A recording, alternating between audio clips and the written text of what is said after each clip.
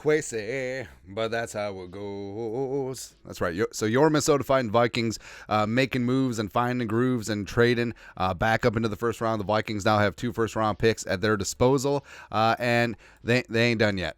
They ain't done yet. In all likelihood, the Vikings didn't make this move just to make this move. And as we said, you don't trade up to 23 unless you have a plan to move that pick, because you trade into 23, the back end of the first round, during the draft, when you know how the board is shaken out. You don't really do that unless you plan to move up. So also, I don't think you make that move unless you've already gauged what a team like New England at 3 or maybe even Washington at 2 want in a trade. So we're going to go through some various scenarios here with mock drafts, because Kwesi just got after it, man.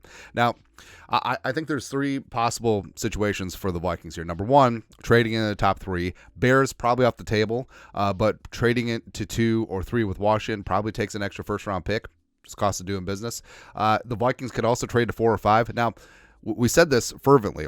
I don't think Arizona trades from 4. I really don't. But also, it could be a spot, too, where if you trade to 5, there could be concerns that maybe the Giants or the Broncos or the Raiders could just throw heaven and earth at the Cardinals and have them move off of 4. Like, I think it's unlikely, but it's a non-zero chance. Or if the Vikings have to stick and pick at 11-23, like I said, you generally don't trade into the back end of the first round unless you already know what the board is, but maybe the Vikings are stuck.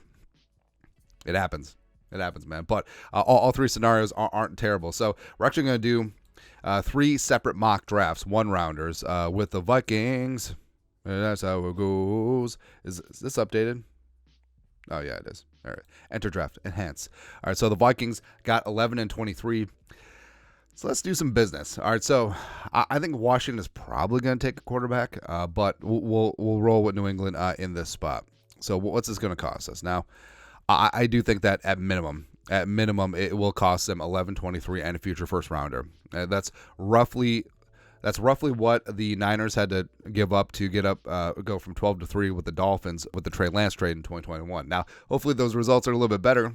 Hopefully we're not flipping around and trading this quarterback for a 4th-round pick 3 years down the road, but it is what it is. So the Vikings in 2020, the Vikings would be without a 2nd-round pick this year, a 2nd-round pick in 2025, as well as 2025's first-rounder. It's a steep price, but also you're not including the 2026 first-rounder. So bear that in mind. Offer trade. Enhance. All right, so starting draft. All right, so Caleb Williams, Jane Daniels 1-2. Again, I'm glad that the simulator didn't go like Olu Fashanu. Yeah. But the Vikings, Drake May. That's right. So, Drake May in this spot where, hey, Drake May played in high school under Josh McCown. I think Kevin O'Connell would perfectly hand in glove with Drake May. And I understand, like Drake May, sometimes he presses things, sometimes he forces the issue, but he's in a perfect spot with J.J. Addison, Hockenson, with the offensive coaching firepower they have, with the tackles that they have, the revamped running game, and the Flores defense. I think that Drake May can be the best parts of Josh Allen, can be the best parts of Justin Herbert. I think that he does have that in his DNA. So I'm perfectly fine with that. And frankly, so Williams is probably locked in at 1.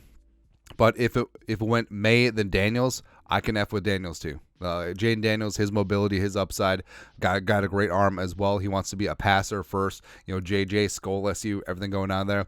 I mean, Justin Jefferson has to be the second happiest guy in Minnesota right now behind Kwesi. Oh, maybe 3rd behind Kevin O'Connell. He's got to be pretty hyped too. So reload this thing. All right, so now 1st-round pick, enter and draft. So.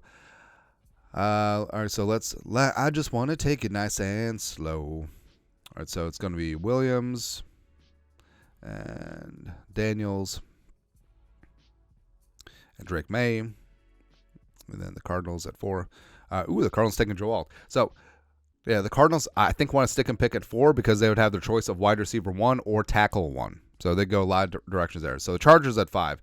The Chargers, they seem like they're in free fall a little bit. And from the wide receivers, like in this specific instance, maybe they just stick and pick and take Harrison Jr., which will kind of stink. But let's just say they're willing to move. So 11-23.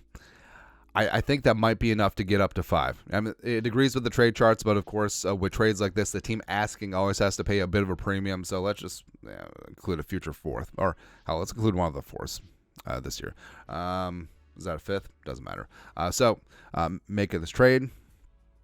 There you go. So Vikings are on the clock, and again, this draft class is different from other classes. The QB4 in this class, J.J. McCarthy probably would have been the first quarterback taken in 2022. Yeah, the Kenny Pickett, Malik Willis, Desmond Ridder class. Yes, so this quarterback class, to steal a overused phrase, is built different. So the Vikings in this spot. I know that, hey, in your simulator, you got J.J. McCarthy at 42. Ain't going to happen. I'd be willing to wager a significant amount of money that J.J. McCarthy is a top 10 pick and a decent amount that he's a top 5. So J.J. McCarthy, feel like that connection with Kevin O'Connell certainly would do great. I understand he was in run-first offense, but you're betting on traits. You're betting on his upside. Kid's 21. His best football is ahead of him. He's going to grow and show. And if this happened, like, our guy Thor would just reach nirvana. When the light's off, it is dangerous. All right, that's great. So, all right, so Williams, Daniels, May, and then McCarthy at 5. So that's scenario number 2. Scenario number 3. I think this is obviously the most unlikely, because I don't think that you make this trade unless you have a plan. All right, but if the Vikings are stuck at 11 and 23, I don't see it as the end of the world. So May, Williams, Daniels, and then McCarthy. All right, so let's just say McCarthy goes in the top 10, but he didn't in this simulation. So I mean, the Vikings sitting out here chilling. They have their choice of defensive interiors, of cornerbacks, of edge rushers. So honestly, this would not be the end of the world for the Vikings. And hell, just to illustrate this, so Quinion Mitchell at 11, and then at 23, again, we're ignoring that McCarthy went. Where'd he go? Oh, McCarthy went to the Raiders. All right, so again, we're saying that the big 4 quarterbacks went in the top 10 ahead of the Vikings at 11, and they weren't able to trade up. Not even getting to like 8 with the Falcons, or the Bears probably won't do business with the Vikings. But now the Vikings sticking and picking at 23. Nix is there. Penix is there. And I think that could be set up pretty decently. So picking up either Nix or Penix in this spot. And then you are securing cornerback 1 of the class in Quinion Mitchell. Some people see Terry Arnold as cornerback 1. Some people see Jadon. It's fine. But Quinion and then Penix. So you essentially did this for giving up 2 2s. This year's second-round pick, next year's second-round pick. And you can live with that. Like, if the best laid plans go wonky, you can live with that. But overall, I mean, the Vikings, they're set up really good. And it's all because of Kwesi. We'll see. But your thoughts are thoughts.